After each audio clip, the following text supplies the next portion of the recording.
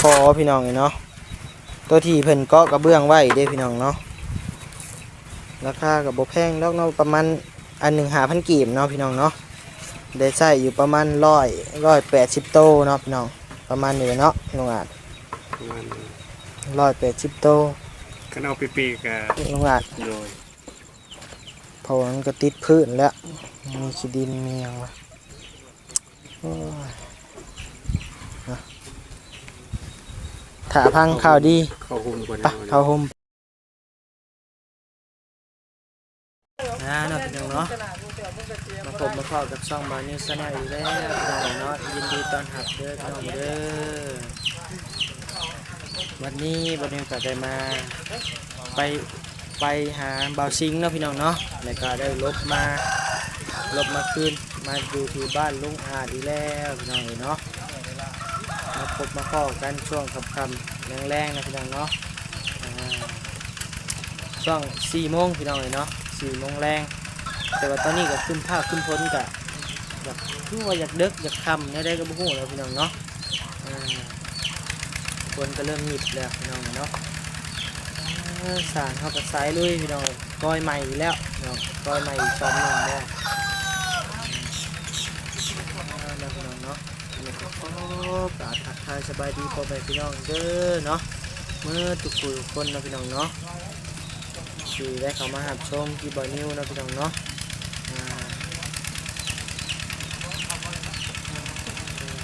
สร้างสมุงหลังคาบริมุงพี่น้องเนาะเพราะว่างบบ่มีพี่น้องตอนนี้งบบ่มีซื้อเขาเกาะมันเนาะเล็กที่เกาะกระเบื้องนะพี่น้องเนาะบ่มีงบซื้อตัวนั้นนะพี่น้องเนาะก็เลยจะปูอันนี้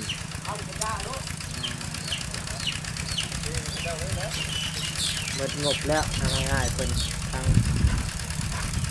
ง่ายๆเพิ่นอะไรเนาะพี่น้องเนาะหมดงบแห้งหมดเกลี้ยงเรียบร้อยอย่างเนาะสั่งไปเลยกลับมาก่อพี่น้องเนาะก่อเป็นเล่นก้อนพี่น้องเนาะได้สิ่งใดก็เอาสิ่งนั้นก้อนเนาะเดี๋ยวเบิ่งช่วงง่ายถึงหน้าพุ่นแล้วเนาะจะเป็นยังไงจะได้ข่าวดีมาบ่นะพี่น้องเนาะเรื่องงบเรื่องงานนะพี่น้องเนาะถ้าไปเบิ่งกันพี่น้องฝนกระตกแล้วพี่น้องเนาะหยิบหยับมาแล้วพี่น้องเอ้ยเนาะเพิ่นกระไทยหน้าบุบปับอยู่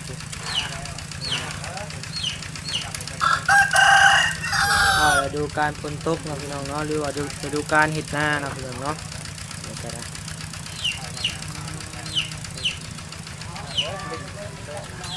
ไปเบิ่งไปชมกันเด้อพี่น้องเด้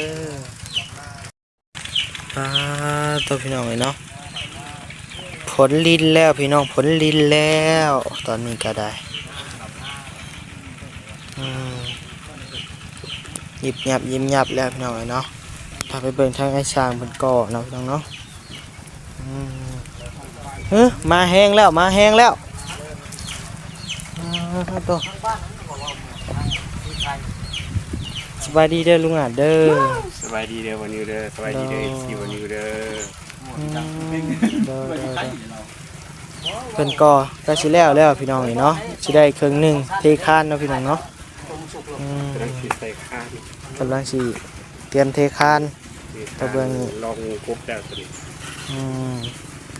ที่คานห้องวงกบคานเอ็นเพิ่นว่าโดยฝนตกเนาะลุงอ่านเนาะบัดนี้โดยเพิ่นย่างๆกับคุณสร้างที่สมบูรณ์กันยังบ่ทันได้สมอยู่สมไปรอยันเม็ดมันลงมาแห้งมันลงแห้งเรียบร้อยเลยเละตุ้มเป๊ะเละตุ้มเละเลยเละปูนไปอีกโดยสบายดีเด้อบางงามเด้อสบายดีโดยเป็นได้ก็เป็นยังคือบอกไวปูนเอาอยากฝนตกแห้งตกแห้งเรียบร้อยเลยมันปูนกันเละตุ้มเป๊ะด้วยแม่นแล้วเนาะ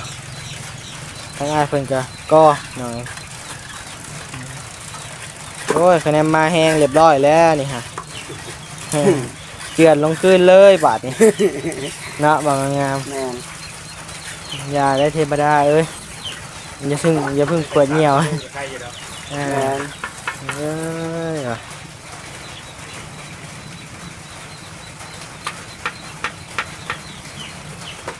ป็นหัวเป็นทรงแล้วบาดนี้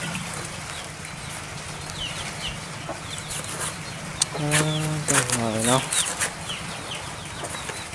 คนกระตกบาดนี้จะสิเป็นในใดแล้วบอกเฮานะบาดนี้จะสิก่อไว้พี่น้องเอ้ยนี่นะก็ 8 โมง 9 โมงจะไปตกใครอยู่ พอดีแฮะกันนะตัวคือว่าไอ้สร้างมาจากมุ่งราคาก่อนก็คือว่าเลยเนาะพี่น้องเนาะงบบ่มีซื้อเครื่องซื้อของพี่น้องเลยเนาะคือวันนี้ว่าวแหละต้นคิดเลยเนาะพี่น้องเนาะเพิ่นกับเม็ดงบพี่น้องเลยซื้อยังก่อนลุงอาจนี่จะจับมาให้ FC เบิ่งดูหาลุงอาจ น้ำตะคอก็กระเบื้อง ตะคอพี่น้องเลยเนาะตัวที่เพิ่นเกาะกระเบื้องไว้เด้พี่น้องเนาะราคากับบ่แพงดอกเนาะประมาณอัน1,500 กีบเนาะพี่น้องเนาะได้ใช้อยู่ประมาณ180 โตเนาะพี่น้องประมาณนี้เนาะลุงอาจ ประมาณ180 โต คันเอาไปเปะก็ได้กว่ายาว 107บ่แม่น76 78บ่178 โตคะแนนเป๊ะๆก็ได้ใช้อยู่ประมาณนั้นแต่ว่าเผื่อน้อยนึงเผื่อ2-3 โตอะไรอย่างเนาะเผื่อ2 โตเผื่อ2 โตแล้วก็เล็กตะปูขาตอนนี้ที่อยากได้หลักๆมามุงหลังคาได้สำไรเอาสำนั่นนะพี่น้องเอ้ยเล็กตะปูหาพี่น้องจาก2-3 โลเนาะ ก็ปั้นล้มบ่สลับบ่ กับเจ้าพวกปั้นลมไม้โซล่าเนาะพี่น้องเนาะไม้แบบนี้แหละพี่น้องเอ้ยสิมาเฮ็ดปั้นลมแบบตัวนั้นนะพี่น้องปั้นลมแบบนี้เนาะ ก็มีให้ก้อยอยู่ล่ะ ผู้รักผู้ใหญ่ท่านใดที่อยากช่วยอยากซอยทั้งห้องน้ำหรือว่าเฮือนครัวลุงอาจก็ยินดีต้อนรับเด้อพี่น้องเลยเนาะ แล้วอันนั้นแหละมาบัด ผู้รักผู้ใหญ่ที่เห็นใจที่ต้นสงสารนะพี่น้องเนาะวันนี้ก็ยินดีต้อนรับเด้อพี่น้องเลยช่องทางการติดต่อกับวันนี้ขึ้นแม่นในคลิปนี่แหละพี่น้องเลยเนาะ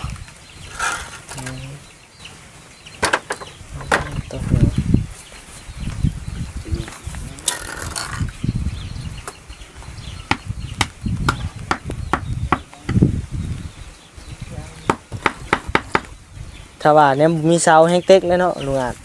โดย จะเป็นอะไรเลย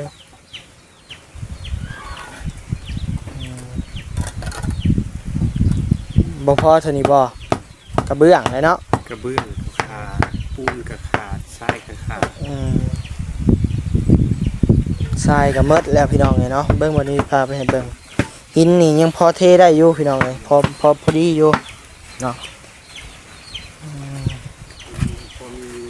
หินนะพอมีแต่ว่าทรายเกลี้ยงแล้วพี่น้องเลยเนาะก็ยังเหลือประมาณ5-6 ล้อประมาณนี้แล้วเนาะพี่น้องเลยเนาะ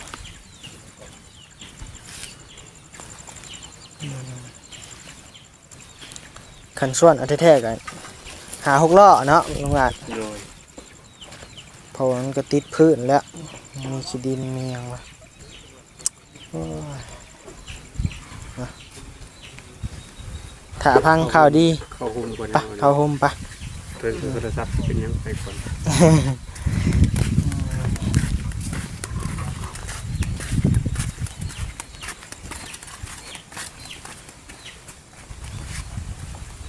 โค้งยังก็ขึ้นแล้วมาแล้วพี่น้องเนาะ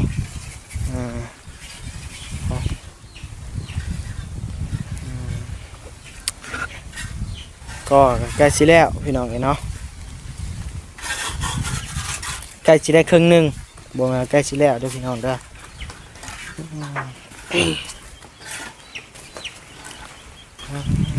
สิก้อยปูนก็ก้อยบ่ได้พี่น้องฝนตกเนาะ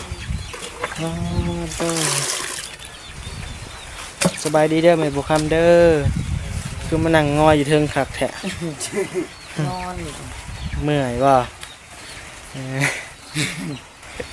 นอนเก็บกินเลี้ยงแล้วนอน เฮ็ดกินแล้วเรียบร้อย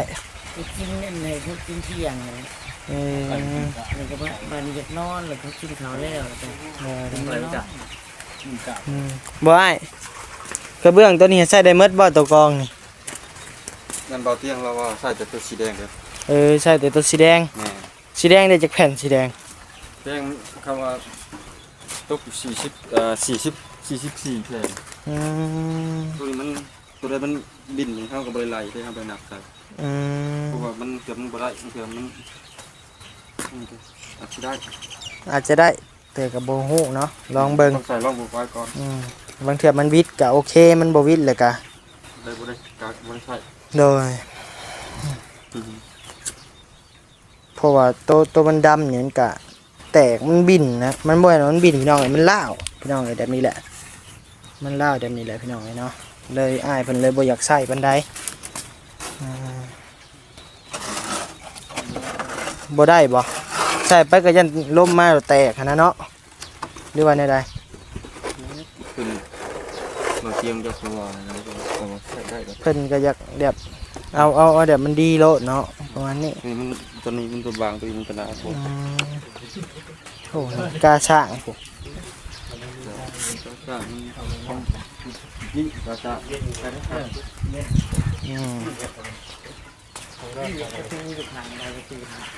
หมอนนี่มานอนแล้วหมอน คือของน้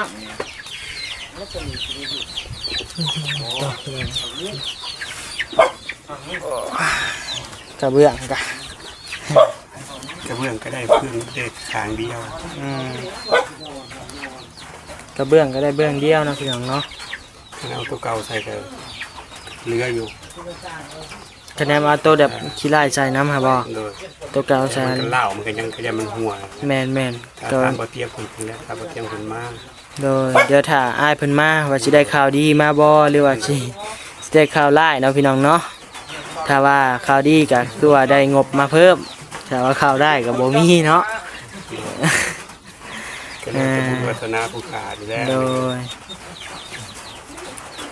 เดี๋ยวแต่บุญเฮาเนาะว่าสิเฮ็ดมาได้สำใด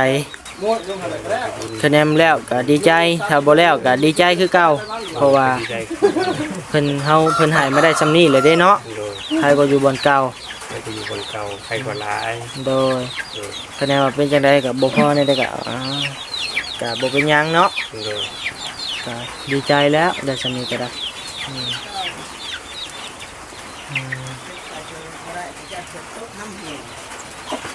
งาน เนี่ยพิจารณาอย่างมันก็เลย โดย ก็จะรับเนี่ยพิจารณา โดย เห็นดีเห็นงามเป็นไรก็แล้วแต่เพิ่น โดย ก็ตามธรรมดาเอาแบมือพอเพิ่นนี่แหละ ก็เริ่มมุ่งแล้วเนาะ แม่นเพิ่นคิดอีต้นสงสารกันเนาะเพิ่นก็ให้ อันนี้ก็เป็นบุญเป็นคุณหลายแล้วแบบนี้ก็ได้ โดยได้สำนี้ก็โอเคละก็ดีใจแล้วได้สำนี้ก็ได้ แต่ถามว่าผู้ค้ามีปัญญาเฮ็ดต่อเติมไปโบสถ์คือที่บ่มีแล้ว คือว่าเลยเนาะเป็นพิการว่าง่ายๆก็ โดยเพิ่นให้มาซำนี้ก็สิได้ซำนี้นะ ว่าเรื่องต่อเติมไปนี่ก็ยากหน่อยนึงเนาะลุง มันแทบบ่มีเลยแหละบ่มีโอกาสเลย คันว่าสิไปเฮ็ดเวียกก็ได้เดือนละ 2-3 ล้านมันก็ค่าอยู่ค่ากินเฮาก็หมดแล้วนะเฮาสิมันบ่คือแบบ ยังเฮ็ดยังบ่มีนะรายเขายังบ่มีแล้ว ถ้า ถ้าไปซื้อได้บ่นี้บ่ได้มีเงินบ่ได้มีคำเลย โดย ไปซื้อ ถ้าว่าเฮาครบ32ปกติมันทุกอย่างก็น่าจะมีอยู่อยากเฮ็ดเนาะ โดย อันนี้เฮาพิการก็เวียกสิเฮ็ดก็ยังบ่มีนะพี่น้องเว้าบ่เว้าไกลดอกเนาะพี่น้องเนาะ โดย ถ้าว่าเสียชานต่อก็บ่ไหวเพิ่นว่า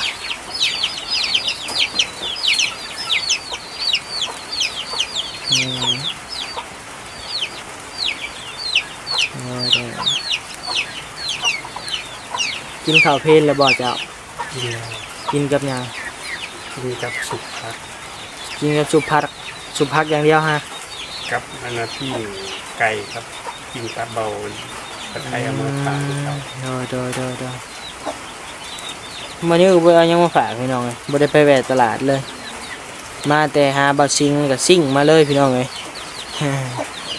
เราบ่ได้หยังมาพากมือ เอากระเบื้องไปวางไว้หลังมันบ่ได้ผมใหญ่อันน่ะยาวเอากระเบื้องไปวางไว้หลังมันบ่ได้ ตัวก่อครับบ่ ตัวกอ มันบ่เป็นหยังนอกๆยังซั่นนี่เนาะ